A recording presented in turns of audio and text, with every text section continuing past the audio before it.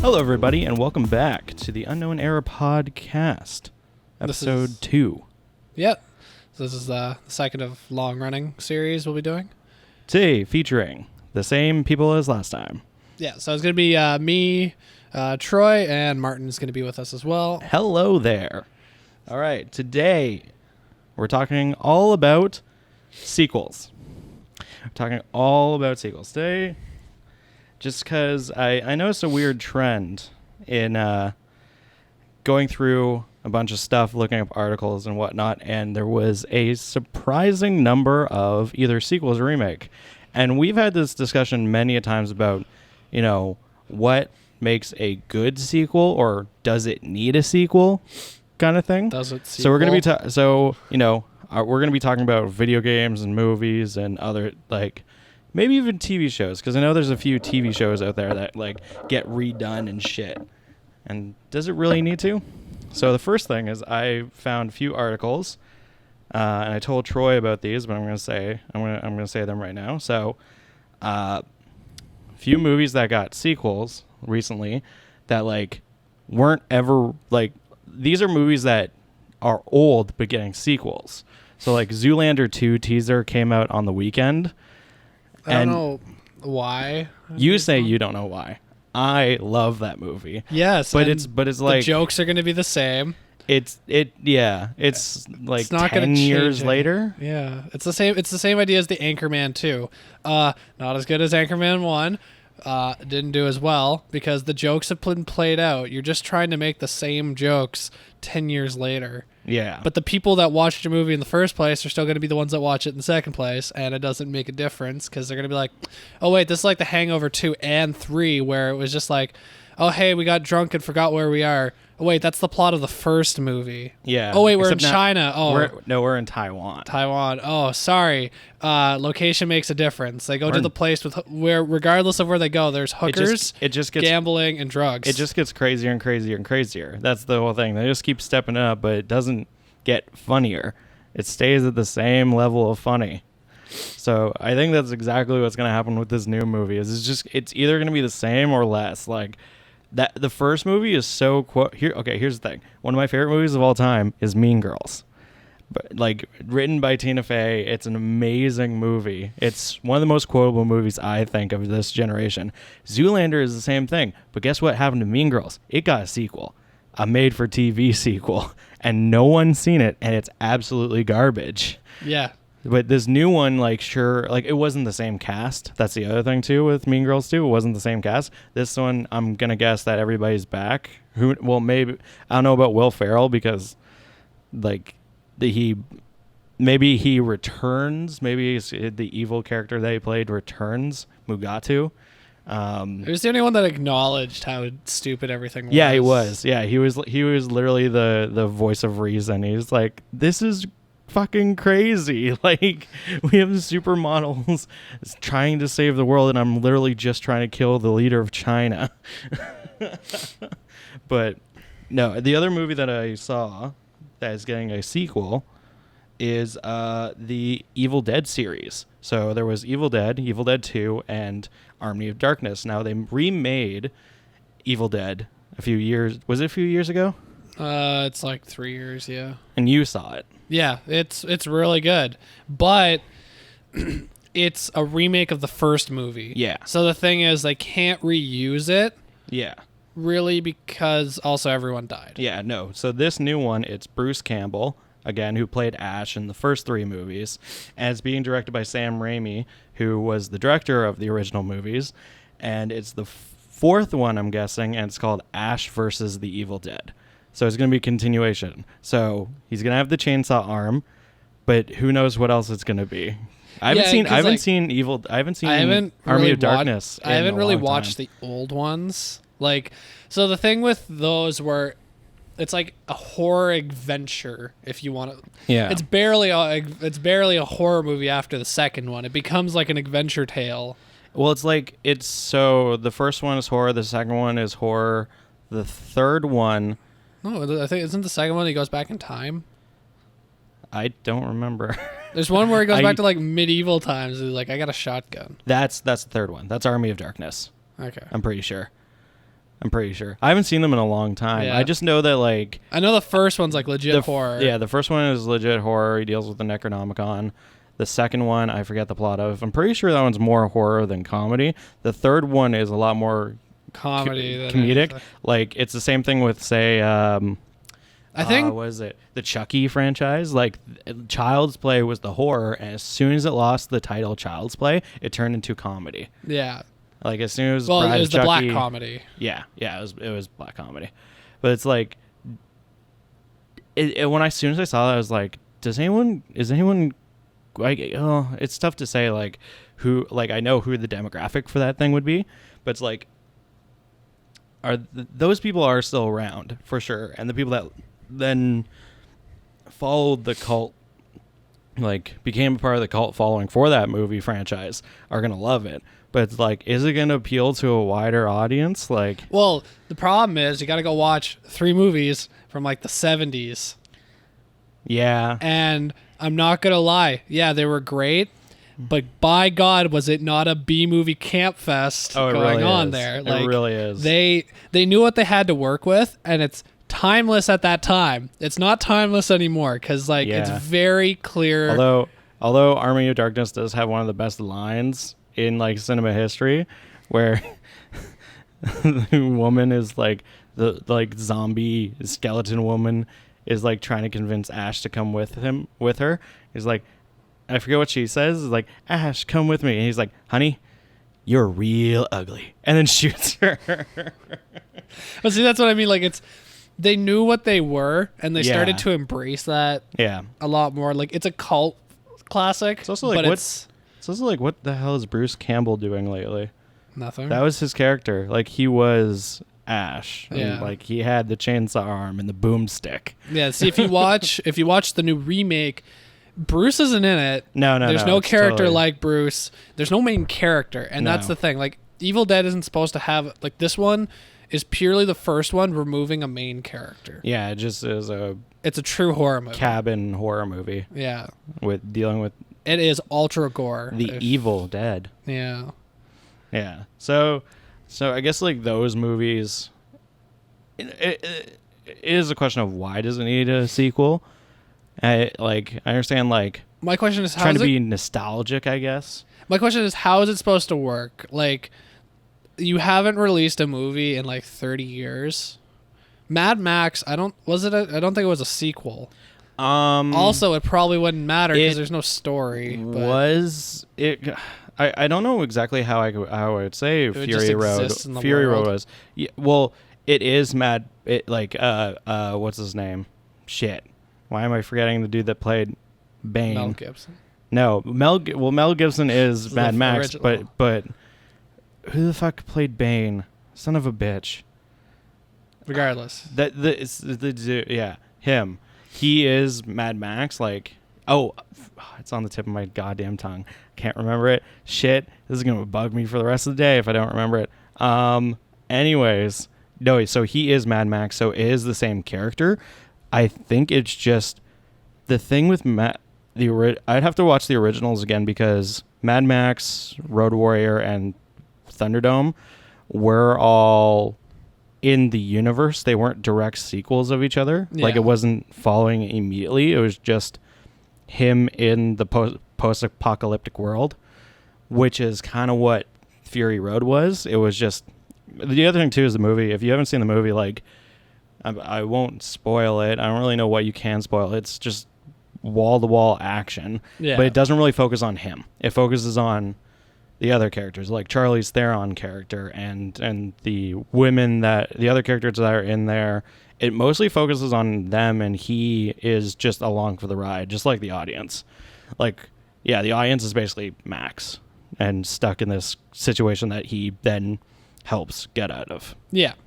So like So that's that's easy. that's the thing. That's how you'd want to properly do a sequel. Yeah, but having characters like, say, Derek Zoolander, it's like, what's going to happen next? Like, okay, so what was the last movie? He met a girl that he fell in love with. He had a kid, so that might be part of it. He developed the school for kids that can't read well and want to do other things well. Hansel is still there, Owen Wilson's character. What else? Like, that's the thing, right? Like, they killed all the other supporting cast. Well, they didn't kill them. They're just whatever. No, they died in a freak gasoline. No, that was his accident. best friends at the very beginning. That's what I mean. Is like they've killed other people, and the new characters they brought in would set up a fucking family comedy. I don't know. That's not what Zoolander was in the first place either. It was about a quite challenged person, to be honest. Oh man, it might be good, but I don't think it'll still be the whole can't live up to the beginning. I think what it's gonna happen. Can't live up to the first one.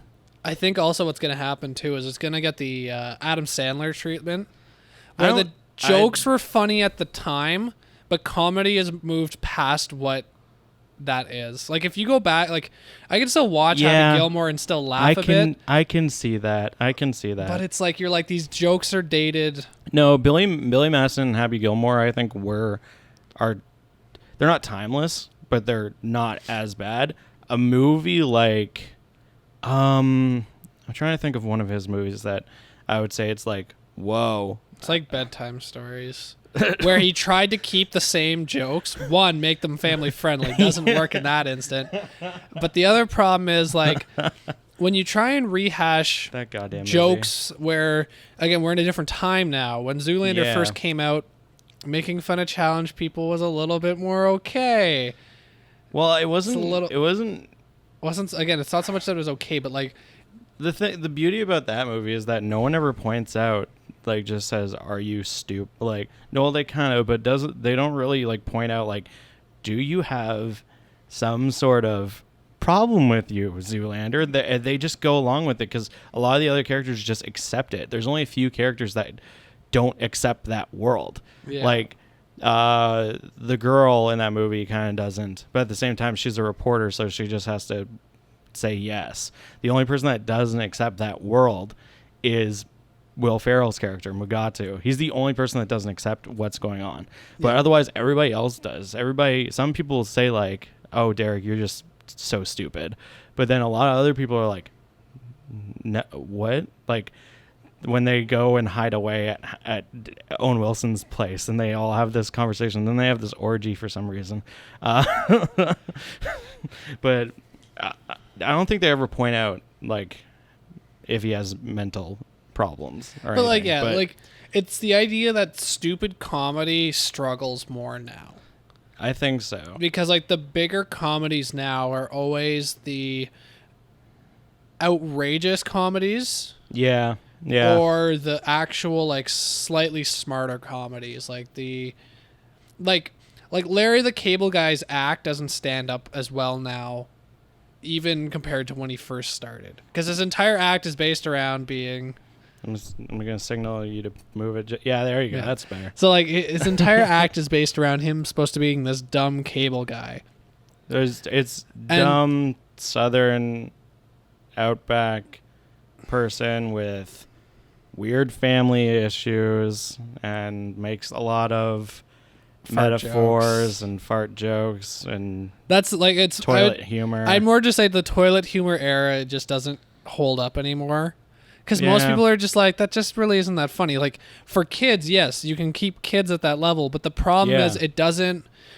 Before, fart humor would carry into the later ages, but now a lot of people are like, no, that's just immature. Yeah. So another thing, moving on, another thing that I saw was, I think it was from 2 days ago or something like that. Huffington Post Entertainment came out with an article saying that it was made official that Kermit the Frog and Miss Piggy have split up. Obviously, this is just a giant advertisement for the new Muppet Show series that's coming out in the fall. But I thought this would be funny to talk about because, one, like... This is the flip side of what we just talked about. Well, it's just... One, the whole thing is funny just because it's like... like, I think it's because the show is supposed to be like a reality show. So I think it's supposed to be more for adults. Yeah. Like, it's not going to be adult. Like, they're not going to have Kermit say fuck. Like, they're not going to have that. But it's supposed to be... I think they're supposed to be making fun of, like... Hollywood and celebrities now. So like, imagine if all of a sudden Jay-Z and Beyonce broke up. I think that's what they're trying to play on. And I also think they're doing it so that then when the show starts, that's the first thing that it starts on is like they're split up kind of deal. Yeah. So, but I don't know if did you ever watch the original Muppet Show? No, that was just like, well, you're only a year older than me, but I've seen a bit of it, but I never was a hardcore. I never watched it hardcore. I just remember the movies. And then like they came out with two movies, two more Muppet movies in the past couple years. And that's kind of like, are they, that was a spike. Are they, like it's another thing with kind of like the Mad Max thing or whatever. It's like, it's just a series. So like it's a world and you can do literally anything in it. Like none of the Muppet movies were, it's not, there's no like actual sequence of events. Yeah. It's not a carrying story. It's just characters in a new situation. Yeah. Which I think that's good. I think that will be successful. It's also, the Muppets are kind of timeless in a sense. Like if you go watch the original movies, like it might not be this. It'll be funny, but I don't think some of the same jokes will hit. Like might be dated or whatever, but like this new thing, I think it will work. Just because I think that's the way to do a better sequel. Yeah. And we talked about this before with going into video games, is that the better sequel is one that takes what the original had and just does it better. They don't try to really change anything. They don't try to add it. They take what you had and put it in a new situation. Yeah. So, but what we're gonna amend to that. That doesn't mean you're allowed to make 9 games out of that.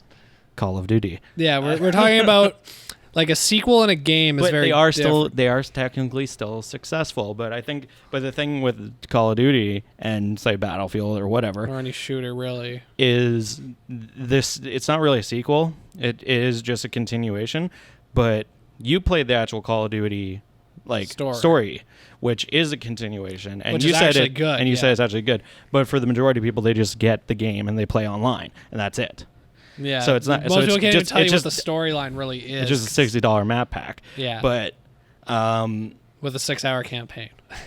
But that's the thing, is like the 6-hour campaign is actually, you said, good. So it, like, I don't know, like, have you ever found any terrible sequels to video games that either just flopped or didn't do as good as the first one? So, first one, Dragon Age 2. So better?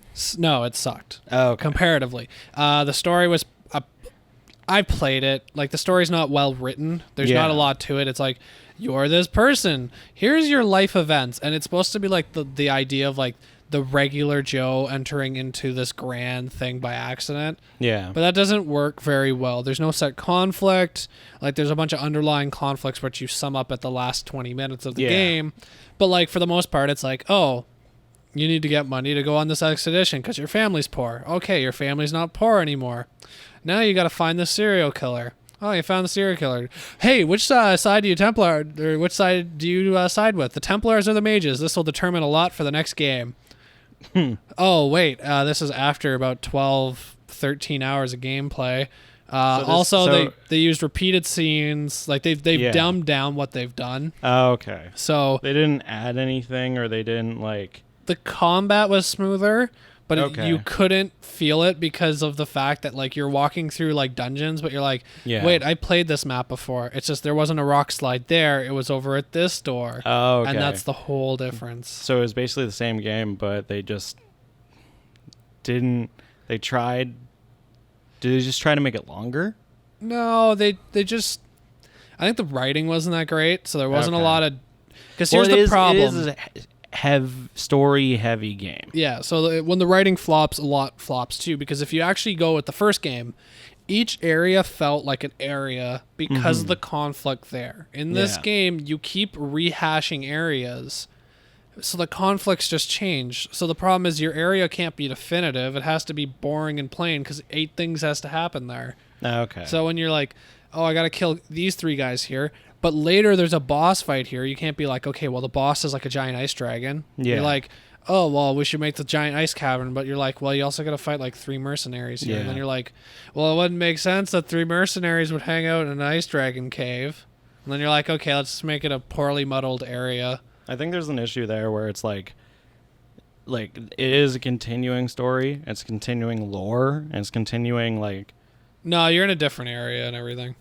You're on a different continent, kind of. So is country. It? So it's. Are they connected in any way? No. You meet one character. Sorry. That's weird. You have one character that carries over from. No, never mind. Okay, you have one character that you might see once if you pick the right storyline in the first game that might come visit. Otherwise, and has no effect. Otherwise, there's no connecting. There's no connecting. That's so all weird. The connection happens in the last one, which really doesn't change much. Huh. That's really strange. Because, like, I was just trying to think of other, like, sequels that... But it's hard to say because sequels to video games, unless it's, like...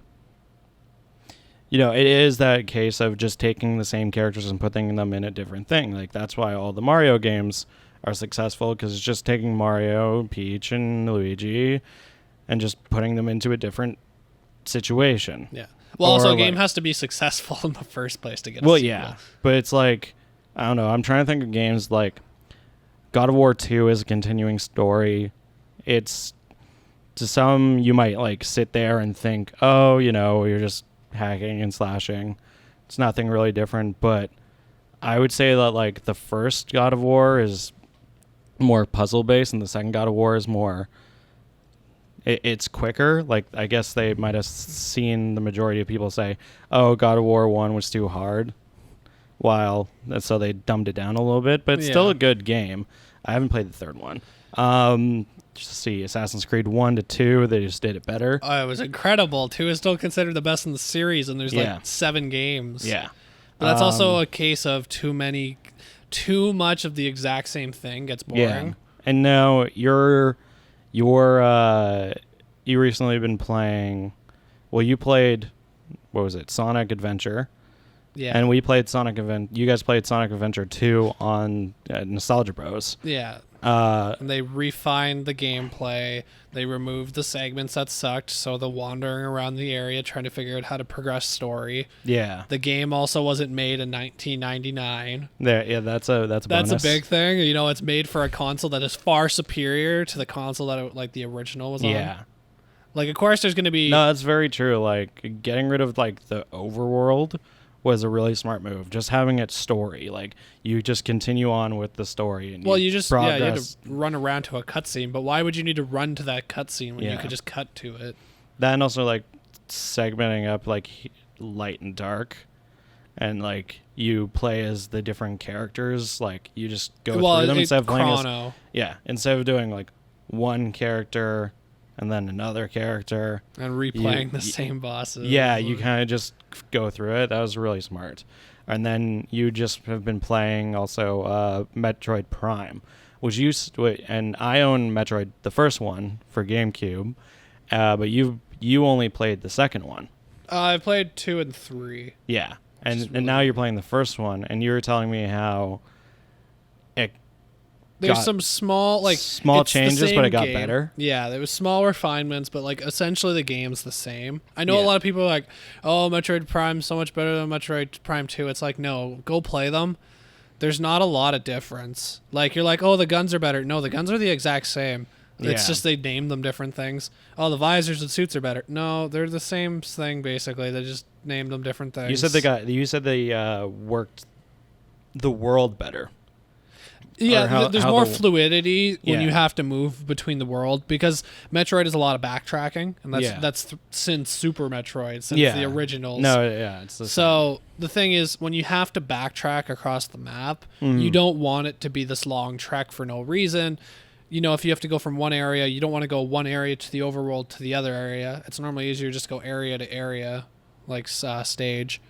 So there's some, as I said, small refinements. Yeah. But not a huge change. 3 added some other weird stuff. Yeah. Some people gave it more praise.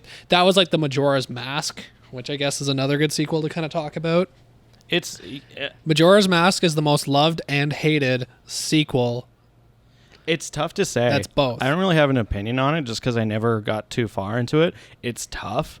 Like as soon as I guess as soon as you learn, how to play it and how to work with this time system, then it gets better. But I could never figure it out as a kid, and I've never tried to since. Yeah. A lot of people are like, oh, the time system is stupid. Going back in time is stupid.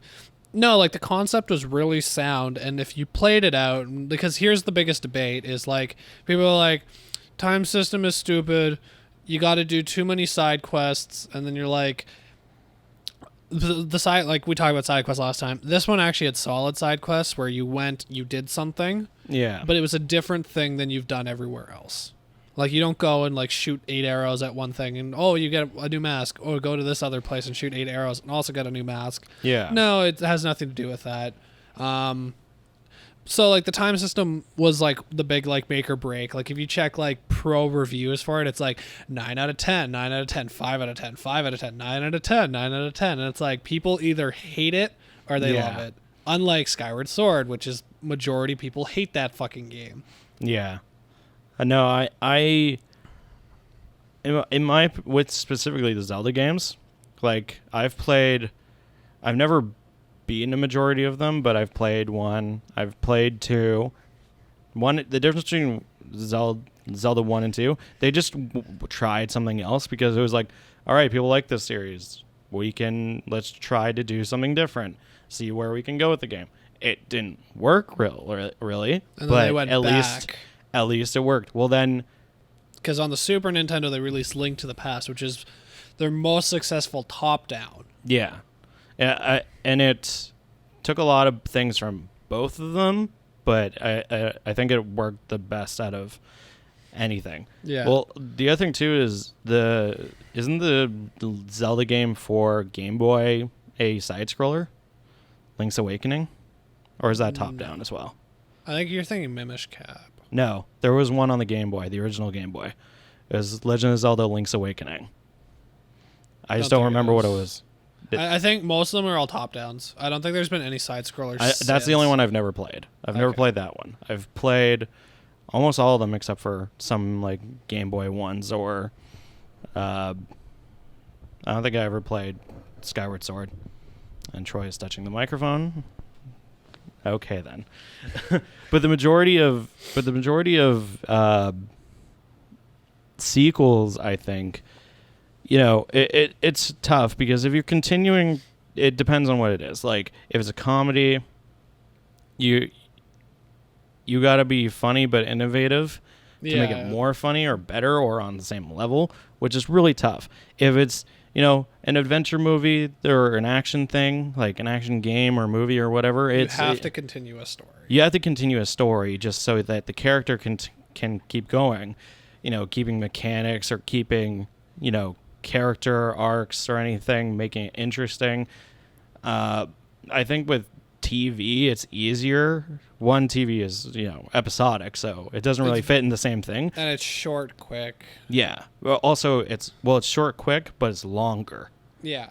Like, you can have a character develop over an entire season, and then kill them at the end of it. Some people prefer seasons over others, depending on what happened in the world or anything, or in that universe. Yeah. So it's tough to say for that, but with movies, I think, does it deserve a sequel? I think if it gets a lot of praise, sometimes it's better to leave it alone. Yeah, like unless, again, the thing with adventure is if the story is set up to allow for it, of course you can move ahead. The reason why comedy suffers from the hardest thing to make a second movie that's so good is that you've found the audience that finds your jokes funny. Like you've hit home with them. Yeah. Now the problem is you need to hit home again with those same jokes because those are the people that are going to come back for the sequel. Mm-hmm. The people that want the sequel are the ones that like the jokes in the first place. But then when they hear the same jokes, it's not funny anymore because you're like, well, it's the same idea as like when you're like in like an office or any kind of like group setting and one person told a joke and then everyone eventually tells a joke, and then someone comes back and tells the original person a joke, and they don't laugh because they're like, oh, well, I've already heard that 16 times today because I told it. Yeah. And it's like, oh, okay. Well, now the joke's not funny anymore because it's already been played through. It's kind of why toilet humor died out. It's because, like, Adam Sandler kind of, like, was, like, he was the most, like, stereotypical for it. And he did it great. And he did it great twice. And then he kept trying to do it. And when you keep doing it, it's the same joke, though. Yeah. Like, regardless of the setup, the joke's the same. Poop is funny. Ha ha ha ha, poop. Yeah, poop. And that's the thing, right? So the first time it's funny, and you're like, oh, that's funny. No one's really doing that. And then you're like, no, you can't make your career the same joke. Yeah. And that's the same with kind of like how Larry the Cable Guy falls flat. Yeah, it's the same joke. You're a redneck. We get it. Ha ha ha. You're dumb. Ha ha ha. You're a hick. But wait, you're not actually. Also, Yeah. I think with video games, it's easier for them in some cases to, I guess, escape from the curse of a sequel, because then they can kind of just put the characters in the story and do whatever. Like, I think with Mario, people have given up to try to find a thorough line between all of them. But Well, with yeah, Zelda, that's the they're point. still trying. And then Zelda- Nintendo put out that official like timeline thing, well, and it's so three confusing. It's 3 universes. Yeah, It's not even the same universe. And that's what kind of fucked people over whenever they're trying to come up with a timeline, because they're like, how could this happen when this was happening on this arc, but then this happened? Then they're like, oh, yeah, by the way, it's different universes. yeah. I guess for smaller, things, it's a bit easier to keep going. Like, I don't know, it's tough to say, like, if something deserves a sequel or not. I guess after the fact, it's easier to see, because, say, like, Portal and Portal 2. Portal deserved a sequel, and Portal 2 was really good. But that's because it didn't just do the same. It did the same thing, but that thing was really good. And they added to it. And they added to it and made all new puzzles. And the different story. different mechanics. And the story is laced in the background, and it's really, really interesting. But, like, say a thing like Call of Duty, Battlefield, even like Left 4 Dead. Like, Left 4 Dead is made by the same company as Portal and Half-Life, but it's just a shooter, and it just keeps going. Well, like, It doesn't the point of change. Left 4 Dead is, like, all the maps run into each other. Yeah. But you're kind of like, you can only crash a helicopter so many times before you realize you should probably have someone different flying it. Because that's the problem, is they're always like, oh no, the helicopter crashed. Oh no, the car ran out of fuel. Oh no. Oh We gotta no. get to the safe zone. We gotta get to the safe zone. Yeah, basically. So, like, Get game's the still boat. fun, like, but no one's going to those games for the story. No. Like, again, you don't see the 12-year-old on Call of Duty screaming about noobs going to it for the story. I enjoyed the story, one, because I couldn't play online, so you're kind of forced. But, like, the thing I'm going to pose is, why do we need a Halo 5, and why do we need the Halo 6 that's definitely going to come after? I don't know the story of Halo, so. And that's the problem. No one knows the story anymore because they keep adding more shit to it. The thing is, Mass Effect is releasing Mass Effect 4. But it's not the But same Commander characters.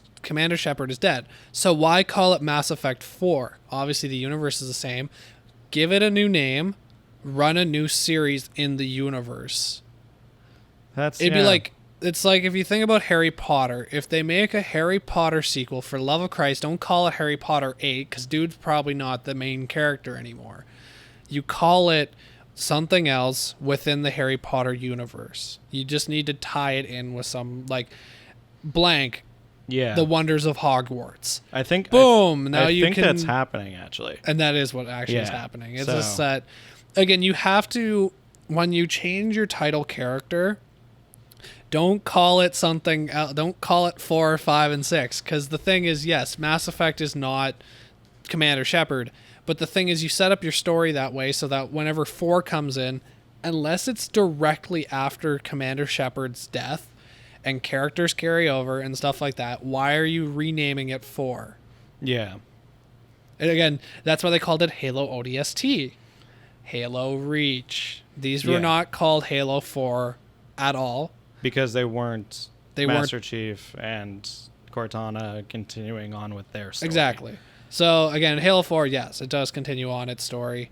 That's what Halo 5 is. The Halo 5 Guardians is continuing on with the story. Their story's kind of getting convoluted. Well, yeah. Also because to know the full story, you also have to read the books and other things. Yeah, they got a lot of background lore. And then most people just go play online anyways. So we're close to finishing here. We got about less than 5 minutes left.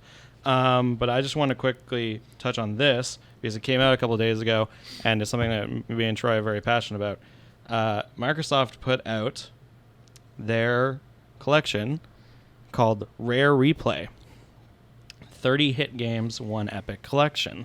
And it is 30 rare games from Rare Studios for $30. And I'm going to list off the collection, and we're just going to quickly talk about what we think about this. So it includes such games as Jetpack, Lunar Jetman, Itic Attack, I don't know, Saberwolf, Underworld, world spelled Wurlde. All right. Nightlore, Gunfight, Salem, RC Pro Aim, Cobra Triangle, Snake Rattle and Roll. That's a good game. It's for the NES. That'll be interesting. Solar Jetman, Digger T-Rock, Battletoads is on here. RC Pro Am 2, Battletoads Arcade, Killer Instinct Gold. Sweet. Blast Corps, Banjo-Kazooie. Now we're in the good stuff. Banjo-Kazooie, Jet Force Gemini, Perfect Dark, Banjo-Tooie, Conker's Bad Fur Day, Grabbed by the Ghoulies, Kamo, Perfect Dark Zero, Viva Pinata, Jetpack Refueled, Viva Pinata, Trouble in Paradise, and Banjo-Kazooie, Nuts and Bolts. I don't know why you'd ever want that game. Was not made by that. So here's the quick thing about it. No one that only available on the Xbox One, by the way. Yeah, of course, because they own Rare. By the way, so let's touch on something that we've already talked. Ukulele. All the creators from Rare that were any good and made all those games left that company a long time ago. Rare is not Rare anymore. Once again, same as a story, when you remove all the main people that are within it, quit calling it the same thing. Yeah, they're just banking on the success of nostalgia. Yeah. Basically. While the people that, okay, quickly on sequels. Here's another thing. When we got 2 minutes left. All the great video game creators, fucking the dude that made Castlevania, the dude that made Mega Man, now the guys that made Rare, they all left the studios that they were a part of to keep making games because now their games aren't getting made. Castlevania games are terrible now, and fucking Ego has decided to leave and make his own game. That's same with Mighty Number 9. Yeah, same with Ukulele, because they know that people like that style of game, but the people that own those games like Mega Man and the Castlevania franchise and Banjo-Kazooie or Conker's aren't going to make those games anymore because they think, oh, this isn't what the people want anymore. But then these people go off and make a Kickstarter or Indiegogo and say, I know you want this type of game. Help me make it. Yeah. Well, it's also the idea of why Mario keeps being made. Yeah. Mario is a platformer through and through since day one. Never has he stopped being a obviously he has spin-off games. They'll still do well anyways. But the thing is, Mario games are never going to stop being bought, and Nintendo's never going to stop making platformer games because they know Microsoft ain't never going to make games anymore because they don't. The thing with platformers is it's not only just one's fun. I'll just say that. It's fun. But it's also a game that adults can play and kids can play. Why wouldn't Microsoft? I guess it's because Microsoft doesn't see but then why would they put out this collection of games? Because they think that the people that bought Xbox Ones would be like, hey, remember these games? But it's like, why don't they just... It's because the demographic that buy games right now are typically 17 and older. And that's why rated M games sell harder than any other game. And that's why they don't give a fuck. Because the people that nostalgia about those games that want to play them, guess what? They're already playing the M-rated games anyway, so now they can get both. Kids don't buy games anymore because parents can only buy X amount. Adults can buy as many games as they want. Yeah. At the end of the day, it's about money. Same with sequels. That's basically, we're going to wrap up in 30 seconds by saying it's all about money. Bitches want money. You make more of the same thing that people think they want, and you keep trying to roll in the same money. Marvel movies. Yeah, money. Money. It's Just all about print that. money. It's all about that. Money, money, money. Yeah. Yeah. Basically, sequels just make money. That's all it is. Some things deserve a sequel. Some things should never deserve a sequel. And But this will get a sequel next week. That's true. But it won't be the same topic. It will be a different topic. Hopefully just as fun or funny or interesting. So, thank you guys for listening to the Unknown Era podcast. My name is Martin. And my name is Troy. And leave down in the comments or what have you your thoughts on sequels. What do you think deserved a sequel? What do you think should get a sequel? And yeah, thanks for listening, everybody. See you next week. Don't do that. At the very end, you're going to bum, bum, bum, bum, bum. They said that gaming leads to the marijuanas, Yeah. and that's just not me. That's just not me. Yeah. I don't do that marijuana. No, my friends come up to me that do the marijuanas, and I said do. And they say, "Hey, would you like some of this marijuana?" And I say, "No, sir. That is illegal. That is an illegal substance. That is rude. Your mother is going to hate you someday."